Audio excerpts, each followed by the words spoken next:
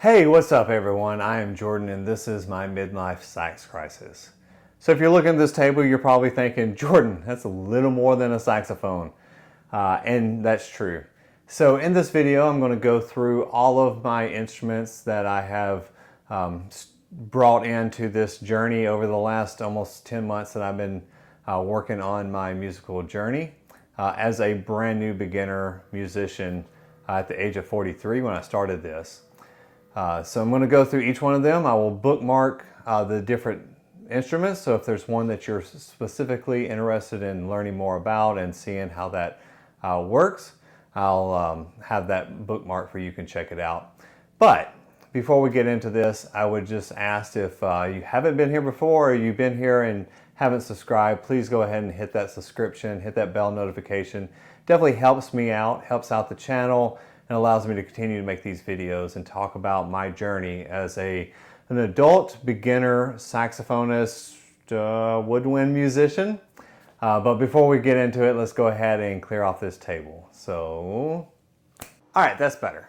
All right, so first we're going to talk about where it started, and that's with the alto sax. So if I was to say what's my primary instrument, it is definitely the alto saxophone. I first started this journey almost 10 months ago and I rented an alto sax. And if you haven't heard my story or kind of why I got into this, check that out on the channel, but I'll link it down in the description so you can get to it quickly. But I rented an alto sax for several months and went through different ones to kind of figure out what I was looking for. And in May of this year, 2026, Sweetwater had a expo on their band instruments. So they were discounting drastically the prices of band instruments, saying that the deals were even better than what we will see at Black Friday. And I had been eyeballing this BetterSax Session Alto for months, probably since I started the whole journey, primarily because it's just gorgeous. I mean, I really just love the looks of this. Whenever people see it, it turns heads and people really look at it and like, what are you playing? And to me, that's kind of cool. I like to say I'm a non-traditionalist, so whenever it comes to instruments, and you'll definitely see that if you watch the entire video, I tend to go a little bit against the grain in terms of what I like and play. So I was able to get this BetterSax Session and it's beautiful. So thought I'd just play a little bit for you here just so you can hear it, and then we'll continue through the collection after this.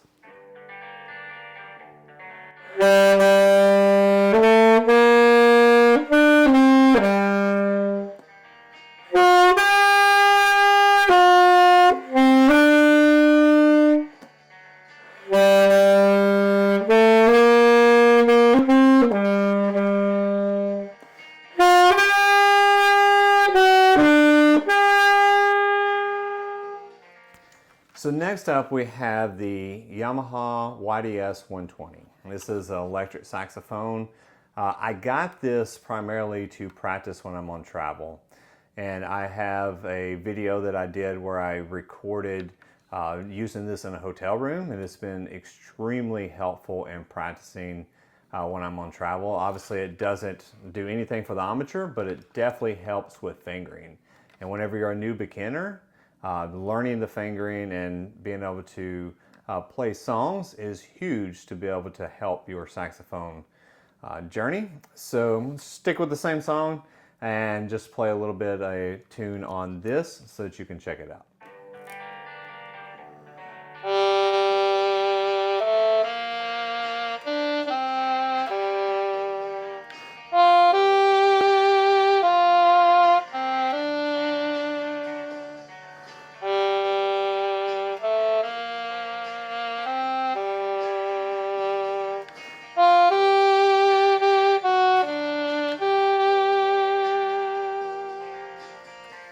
All right, so next up we have a tenor sax. Now this is a Sakkusu, and I actually got it from sax.co in London.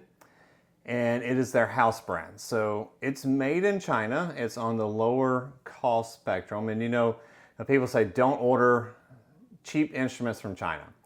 And the reason why I did, I didn't order it from China. I ordered it from Sax.co, but it just happens to be Chinese made. The reason why I did is because the reputation that Sax.co has. They're one of the #1 sax dealerships in the industry, and they stand behind this product because it's their house brand. They have produced it for years. They sell out so quickly, and I've not seen any negative reviews on it at all. So decided to pull the trigger because I wanted to get a tenor to be able to play different ranges with a saxophone. So when I got it, I immediately got it in. The great thing about buying a lower cost saxophone is that you can do some things to it that you might not normally do if you're investing a lot of money just in the equipment. One of those being a new case. So I didn't like the case that came with it. I got a really nice ProTech hard shell case with starters. And the second thing is one of my rental Altos was a Eastman that had a gold body and a silver neck. Well, when I got this, it was solid gold. And as I mentioned earlier, I'm kind of a non-traditionalist. So I really like that look from the Eastman. So I ended up ordering and finding online this silver neck that I purchased and had it custom made from a company also in China called Eastern Music Store. And reached out to the owner of that. His name's Arnold. Had a conversation with him. But I ended up ordering this neck, custom fit for this saxophone. I was measuring this and sent him the measurements, and then do a two-tone so that the octave riser here is the gold that matches the saxophone. Really looks like it came factory, but it didn't. It was an add-on change, but it looks good. It sounds great. And I can't remember what I gave for this, but US dollars, by the time I shipped it here from London, I think it was around $800 for a really nice tenor saxophone. Comes professionally set up from Sax.co. They do a 40-point inspection, set it up for you. So when you get it, it's ready to go right out of the case. And then they also guarantee, while I probably won't go to London to do this, a year after you have it, you take it back to them. They'll do a tune-up and everything on the instrument for you, free of charge as part of the purchase if that's something you want to. But I'm not going to continue playing the same song over and over again, so I'm going to play a different song now that I got the tenor out. But here is the Sakkusu tenor saxophone from Sax.co.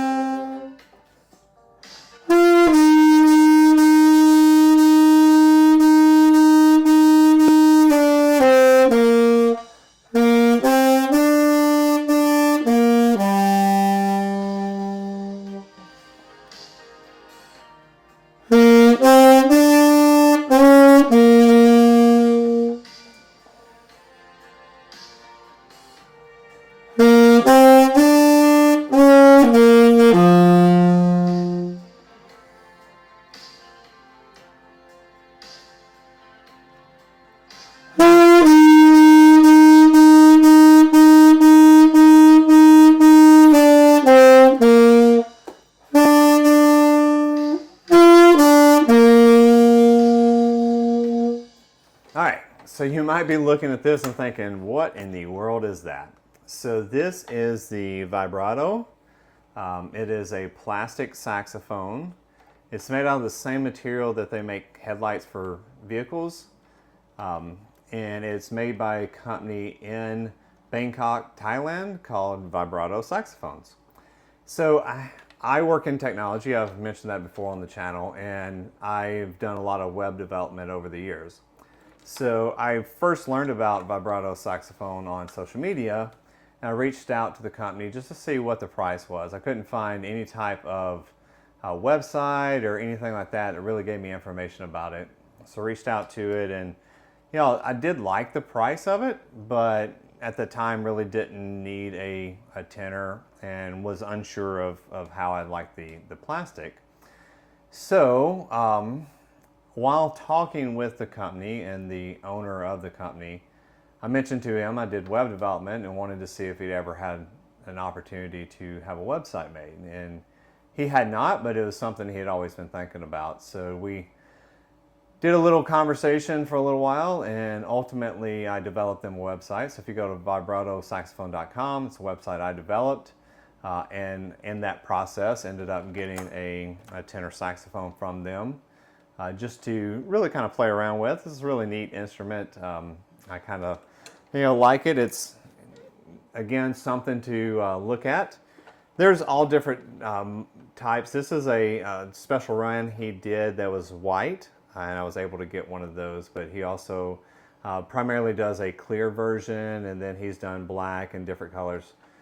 This is a tenor. He has done an alto, although I think he's not doing that at this moment, but primarily does a tenor. So without further ado, I'll go ahead and play a little bit on this for you as well.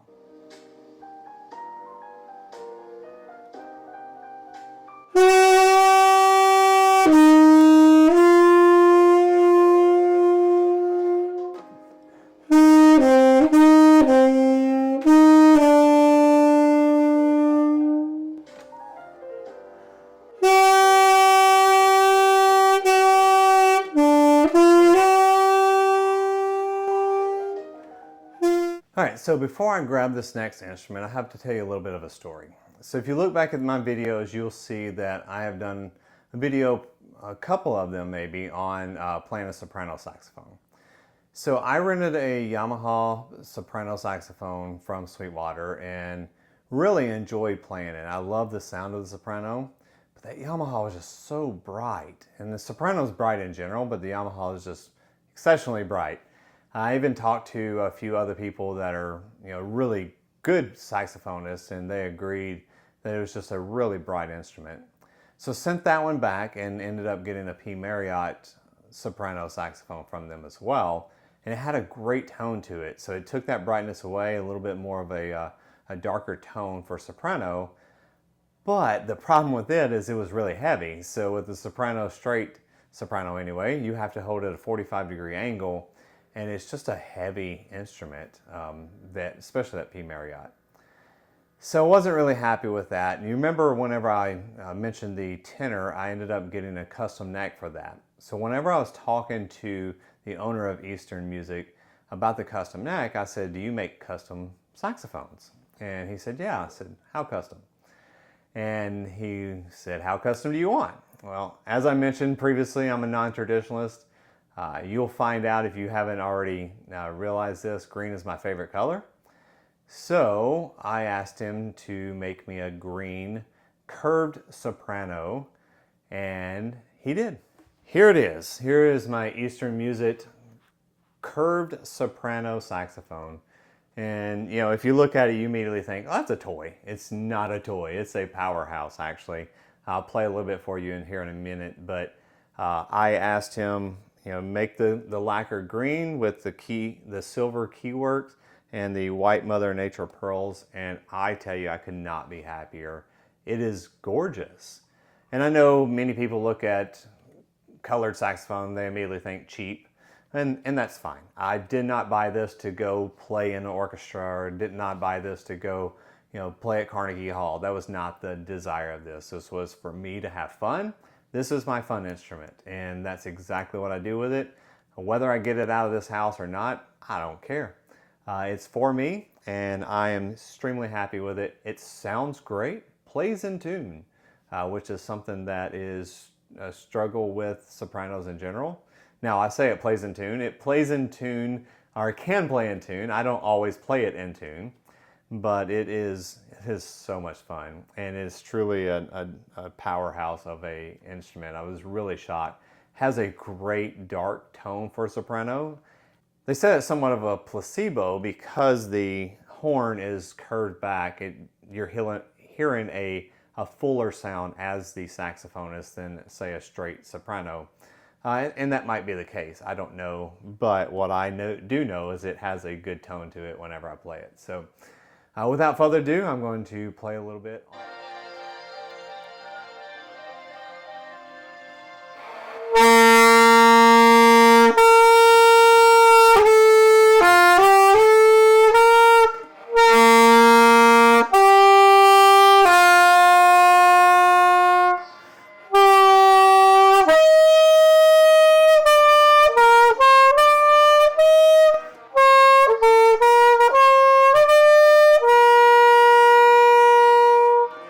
All right, so next up is my clarinet.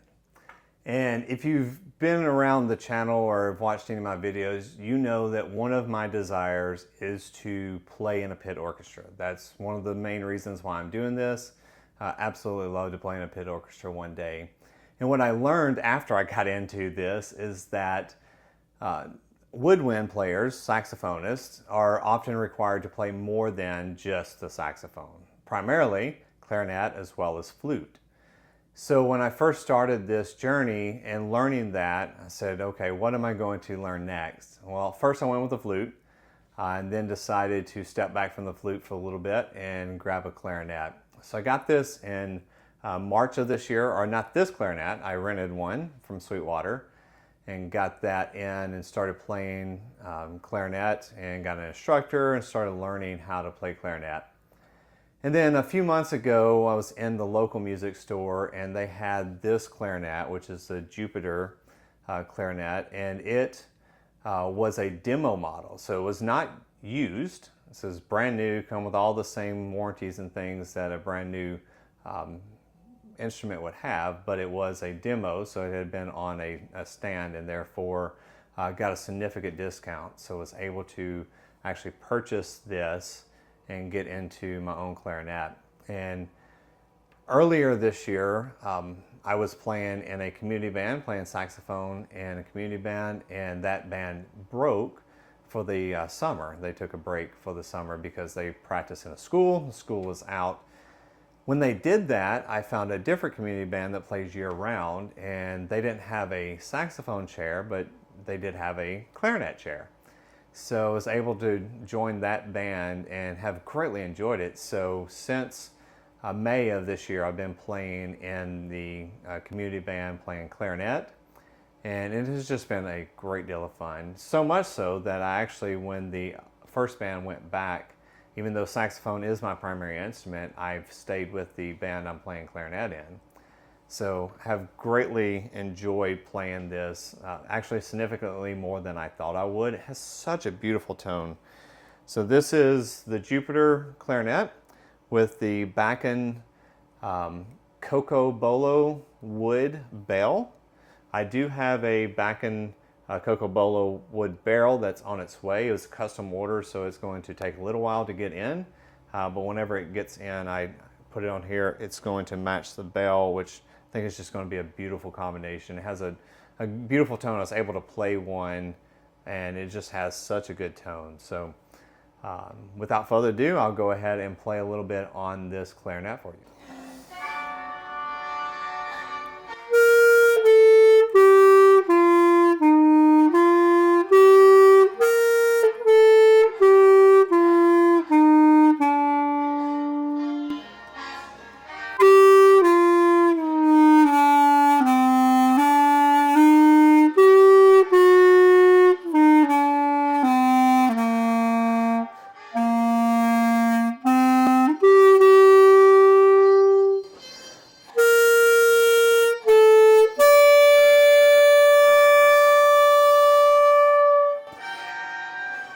All right, so now that we've gone through the saxophone, clarinet, now to the flute. So if you've watched some of my videos, you might remember this clip. The next thing that happened this month is I ordered a flute.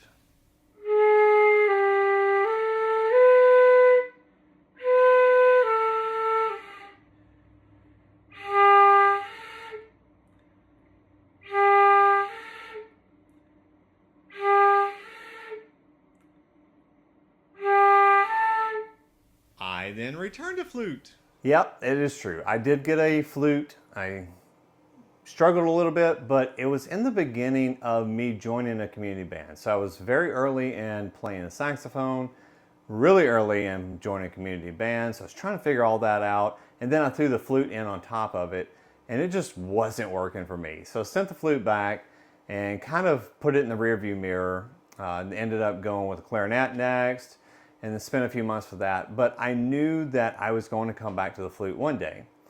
So, as I mentioned, I'm not a traditionalist. At first, I thought, well, I'll just grab me a cheap flute, and nothing better than a green flute. So I picked this up off of Reverb for like $60 or something like that. And like I said, I kind of feel like this is my gateway drug, so I got it. And the great thing about a flute like this is that you can just leave it sitting on a stand all day long and pick it up whenever you have free time or something like that. So I spend a lot of time in meetings. So I can just grab this whenever I'm in between meetings, or maybe I have 5 minutes before my next meeting. I'll just pick this up and play a scale or something like that. But this played really well for a cheap flute. I mean, it plays decently. There are a few things like the low C doesn't quite get out as well as, say, a nice flute, but it works. So I'll let you check it out. The one thing I will say before I start playing this is that the flute is the instrument I have the least amount of experience on. I've been playing roughly 2 months now since I came back to the flute. So it's not going to be great, but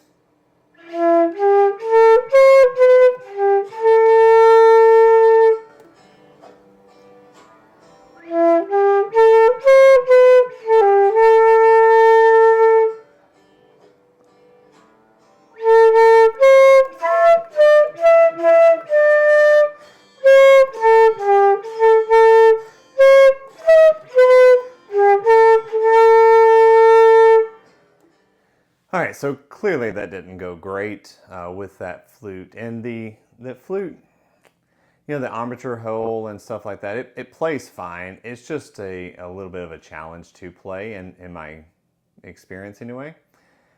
So what that did do though is get me back into playing the flute. And then I ended up renting another flute from Sweetwater and spent the last couple of months playing that. But recently I did have an opportunity to go ahead and purchase a flute from Sweetwater as well. And this is the Zhao. And if you're not familiar with Zhao, it was made by the previous PAL flute maker. So Mr. Zhao is a flute maker who worked for PAL flutes for about 30 years, I believe, and then spent a little time at Haynes Flutes after that, before he decided to go out and purchase or make his own flutes. And he created this line of flutes called Zhao, and it's based off of the PAL flute, so kind of the similar quality to what you would get from a PAL flute. But I got this last week, and it seems to be playing really nicely. Well, the flute does whenever I play it properly, but obviously, like I said, I'm still struggling. This is still only a couple months into the flute playing. So it's still new to me, but I will go ahead and let you check this out.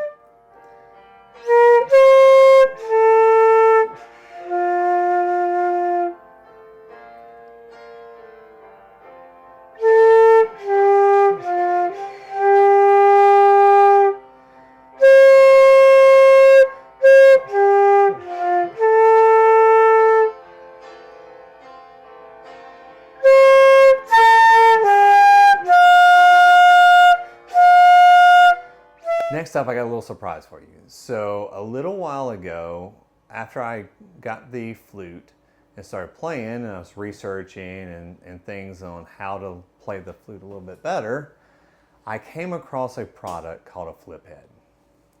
Boom. So Fliphead, what it does is it puts a whistle type head on the flute, and it also changes it from the traditional traverse type flute to a vertical flute. And I reached out to the company. A gentleman named Axel started. He was a professional woodwind player, and back in the COVID times was working on this flip head that he had created for himself and decided to bring it to market, and has had a lot of success. But I mentioned to him, I see a lot of people playing the Fliphead on YouTube, and it has some really good reviews, but it seems like they're all great flutists or saxophonists.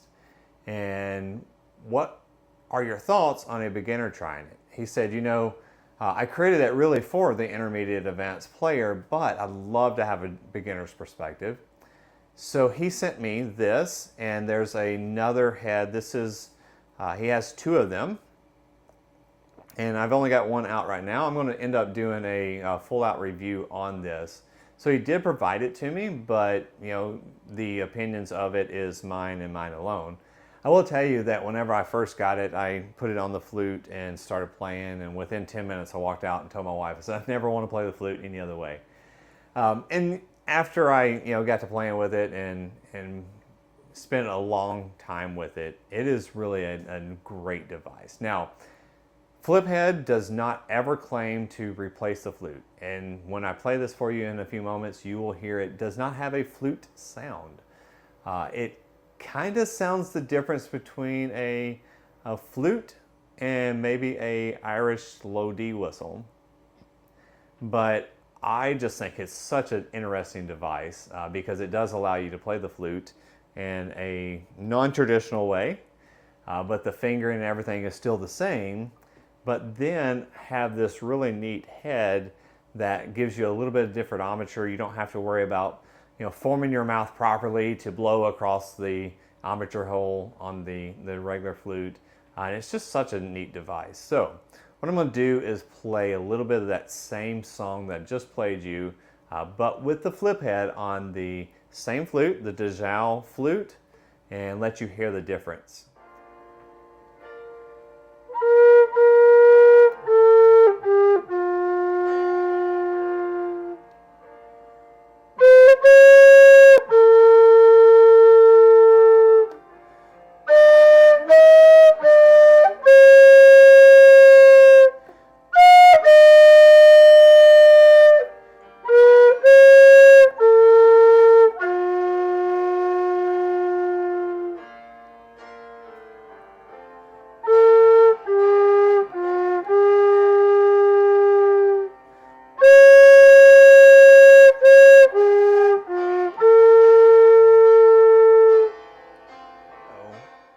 After I started playing with this, and I will tell you, I have a fascination or a love for Irish music. My wife has got some Irish in her. I have very little in me, but I just really love Irish music. So I'm going to introduce my Irish music stand here, which does have an Irish whistle, an Irish low D, an Irish flute, 2 tin whistles, and a melody tin whistle.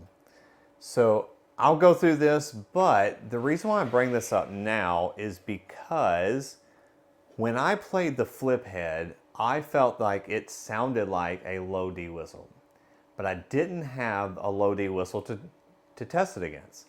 So I bought recently the Howard low D whistle, and it's the closed fingering low D whistle. Has a gorgeous tone to it.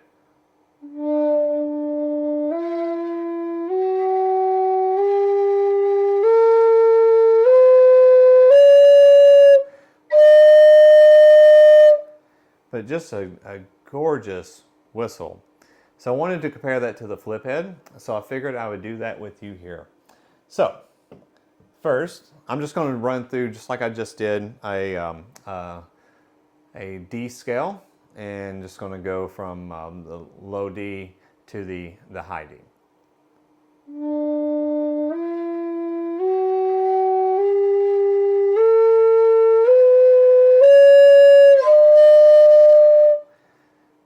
Okay, so now I'm going to do the same thing, but with the flute using the Fliphead.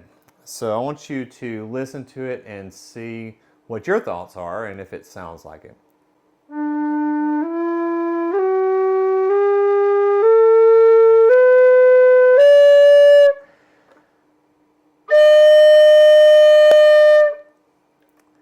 actually think it does. I think it, I think the low D might have a more mellow tone, a little bit quieter, and this is more powerful, which would make sense because Axel, who created this, he's doing performances with this quite often, and it makes sense that it would have more power to it. So, but I do think they have similar tones. Let me know what you think. All right, so let's go ahead and continue through the Irish flutes, or the Irish music stand here, because this is really kind of the last stop in my musical journey. I have 15 total instruments. The one that I probably won't go over today just because it's not, it's really essential to the collection that I'm doing is a MIDI controller. And I got that. It's a little keyboard, 27 key keyboard, this MIDI controller, just in case I was wanting to do some different recordings and things like that. I can fill in with a bass guitar or whatever I want, just to have a little additional instruments without having to actually go buy the instruments, because as you see, I've done a little bit of that already. So since we already talked about the low D, I'll go ahead and start there, and I will go through this, but this is, it's a metal whistle, and it's got a black powder coat over top of it. It's brass is the word I was looking for. But if you look closely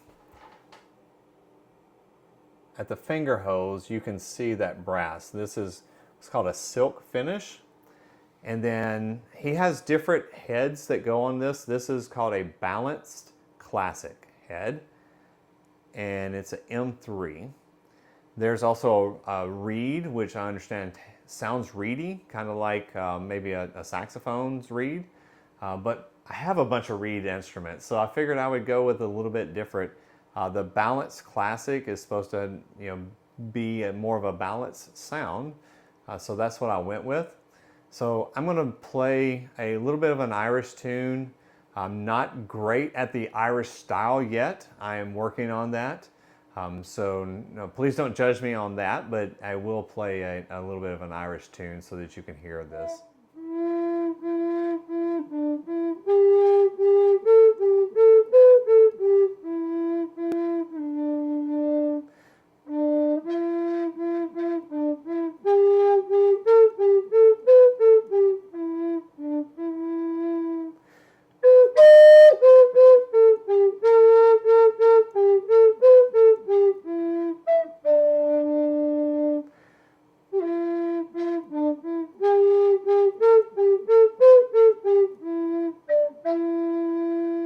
All right, so next up we have the Irish flute. And as you can see, it's not traditional Irish flute. It's not a wooden Irish flute as most people would have.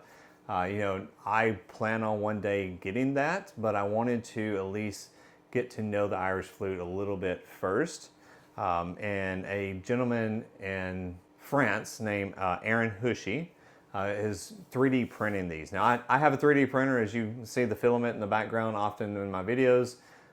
But I tried 3D printing my own, and it did not turn out that well. So figured I would go the professional for this. I found Erin's website through an online YouTube channel who had reviewed his flutes and had a lot of good things to say about them. So reached out to Erin. I said, hey Erin, I love what you're doing. I want to buy one of your flutes, but could you do something in a different color? Because his flute is black. And he responded and said, I usually don't do custom orders. However, I do have a green filament and some other filament. He said green, absolutely. So here we go. I did want to keep the head joint, the traditional black, and green and black obviously go amazingly together. So I got the body made in this apple green. The head joint stayed in the black that it's made in. And again, now I'm combining my inexperience on the flute with my inexperience of Irish music. But without further ado, here is the Erin Hushi Irish flute, and it is a keyless flute in the key of D.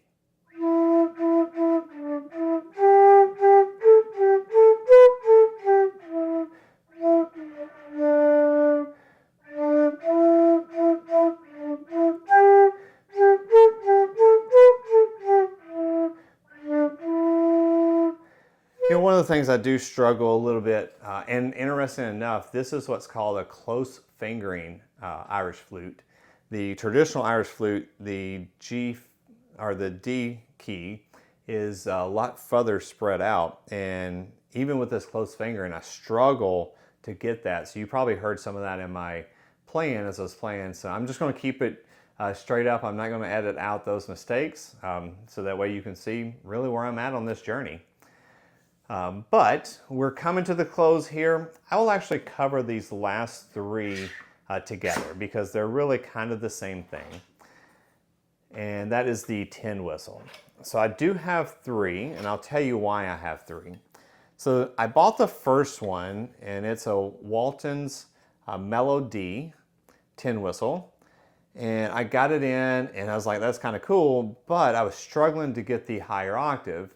And I reached out to the guy on YouTube that does a lot of these videos, and I asked him about that. And he said, you know, the Waltons are mass-produced. It's not that they're bad, it's just that when you have a mass-produced whistle like that, you never know if it's the issue with the whistle or the issue with the player. So it very well could be one of the two. So he recommended this Sondri. And Sondri actually had a 2-pack of a C whistle and a D whistle. And it was like $22 or $23, something like that. It was something ridiculously cheap. I'll put a link in the description. And anything that I can put a link in the description, I'll put it down there. They are affiliate links. So anything that you click on, it doesn't cost you a dime, but it does help out the channel, allows me to continue to make these types of videos if you enjoy them. And then also I'll take a moment to remind you to subscribe if you haven't already. Please do so. I have a lot of good content planned for all of these different instruments. And if you want to see more of a specific instrument, please comment, let me know, and I'll be sure to create reels and various videos on a specific instrument. You have questions, let me know. I'll go through it. But these Sondris he highly recommended, and I got them in and I really love them. So I don't play this melody anymore. I will here for you, just so that you can hear it, but I don't like the tone of it. It is kind of bright. These Sondris are great. They're super great. All of these you can tune by taking the head off and moving up and down. I will tell you that I don't play the C at all. And the C, and primarily because a D tin whistle is keyed and fingered the exact same way as a saxophone, and as well as the flute and the clarinet once you get in the upper register. So knowing the fingering on these is super easy once you know the saxophone and the others. However, a C is fingered differently. So a C lowest note is a C, and it is in the key of C. So instead of having a D fingered like this, you're fingering a C, and then it's C, D, E, F, G, A, B, and versus D, E, F sharp, G, A, B, C sharp. So that is the difference. So as a result, I just don't ever play this because it's fingered differently, and I would have to learn how to do that. So let me start with this. I'm going to play that same song just so you can hear it, and then we'll go through the other two.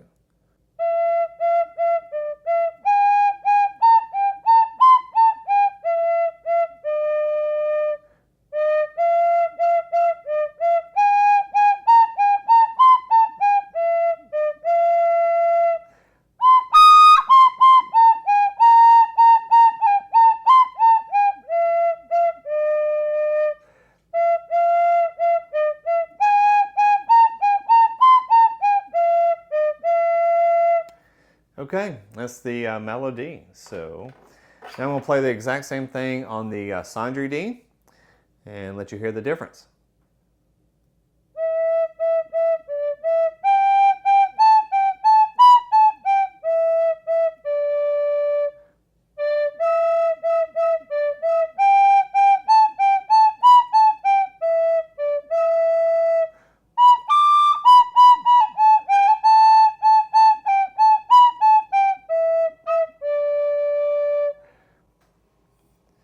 All right, and that is the Sandri D10 whistle. Now, I'm not sure if you'll be able to hear the difference through the video, but I can tell you there's a huge difference between these two. This seems more balanced. It seems more stable whenever I'm playing the notes versus the Melody Walton. I just really like the sound of this one. And then finally, I'm not going to play this tune in this with the C because it is in the key of G, and I can't play that on this C whistle because I can't get a F sharp. But I will run through a C scale so that you can hear it.